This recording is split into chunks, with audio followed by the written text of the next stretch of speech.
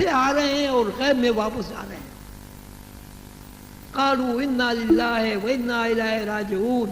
کہہ دیجئے کہ ہر چیز اللہ کی طرف سے آ رہی ہے اور ہر چیز اللہ کی طرف لوٹ رہی ہے. اللہ غیب ہے، غیب الغیب ہے.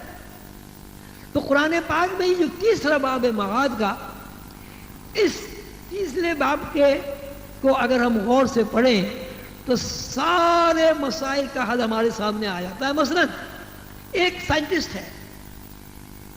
سائنٹسٹ ہے وہ موبائل بناتا ہے. آپ غور کریں کہ موبائل بنانے کا خیال اس کے دماغ میں کہاں سے آتا ہے؟ موبائل بنانے کا خیال اس کے دماغ میں کہاں سے آتا ہے؟ غور کریں، آپ کو نظر آتا ہے جہاں سے خیال آتا ہے؟ موبائل ہو یا ٹیلی فون ہو یا سائنس کی کوئی بھی ایجاد ہو، جب تک کسی چیز کے بنانے کا خیال نہیں آئے گا وہ چیز نہیں بنے گی. اور جو خیال جہاں سے آ رہا ہے اس کے بارے میں ہمیں کوئی علم اسی طرح نہیں ہے جس طرح ہمیں اس بات کا علم نہیں ہے کہ ہم پیدا ہونے سے پہلے کہاں تھے اور اس دنیا میں کہاں سے آئے اور مرنے کے بعد ہم کہاں چلے جاتے ہیں.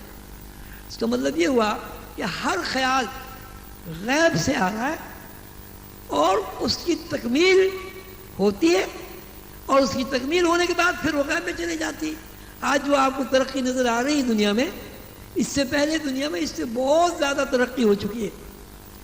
لیکن تاریخ جب ہم پڑھتے ہیں وہ دنیا کی ساری ایجادات، وہ دنیا کی ساری ترقیاں غائب ہو گئی، پتہ ہی نہیں ان کا کدھر چلی گئی. آثار قدیمہ جا کے آپ دیکھیں وہ تاریخ جب اس کا مطالعہ کرتے ہیں تاریخ کا تو پتہ چلتا اچھا ایسی ایسی قومیں پیدا ہوئی تھی جو پہاڑوں کو تراش کے گھر بنا لیتی تھی، لیکن اب ان قوموں کا کہیں وجود نہیں ہے. ایسی ایسی قومیں پیدا ہوئی تھی جنہوں نے عجیب و غریب قسم کے ہتھیار بنائے تھے، آج ان قوموں کا کہیں پتہ نہیں ہے. تو انسان کی پیدائش اور انسان کی موت اور انسان کا روز بڑھنا اور انسان کا روز گھٹنا، انسان کا ہر دن نیا پیدا ہونا اور ہر دن غائب ہو کر دوسرا دن ظاہر ہونا، یہ سارا کا سارا غیب کے اوپر مشتمل ہے. اللہ تعالیٰ بھی غیب ہیں، اللہ کے فرشتے بھی غیب ہیں، جنات کی مخلوق بھی غیب ہے، 7 آسمان بھی غیب ہیں، بیت المعمور بھی غیب ہے، سدرۃ المنتہا بھی غیب ہے. زمین کے اندر جو چیزیں معدنیات موجود ہیں جب تک ہم انہیں تلاش نہ کریں اس وقت تک وہ سب کے سب ہمارے لیے غیب ہیں.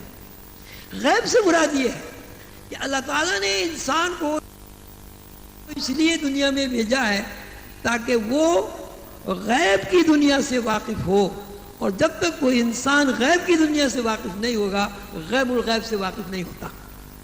رسول اللہ صلی اللہ علیہ وسلم کی تعلیمات، جیسے کہ میں نے عرض کیا، کاروبار میں آپ کو رسول اللہ صلی اللہ علیہ وسلم کے ارشادات ملیں گے، آپ کو ازواج مطہرات یا ازدواجی زندگی کے معاملات رسول اللہ صلی اللہ علیہ وسلم کی زندگی میں ملیں گے.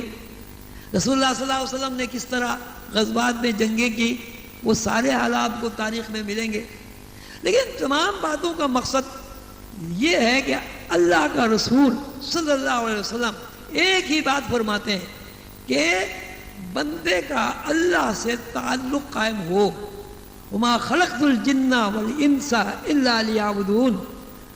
دیکھیں انسان اور جنات کی تخلیق اس لیے ہوئی ہے تاکہ بندہ اپنے خالق سے، اپنے اللہ سے متعارف ہو جائے.